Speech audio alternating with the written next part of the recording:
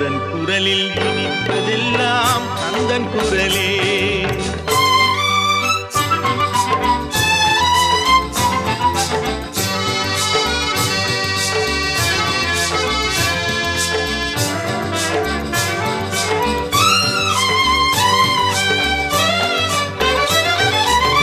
கன்னித்தமிழ் பாடுவது புது சுகமே, அதில் காண்பதெல்லாம் கந்தன் கவிநயமே.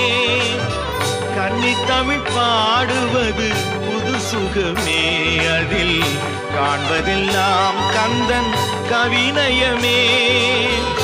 என்னையே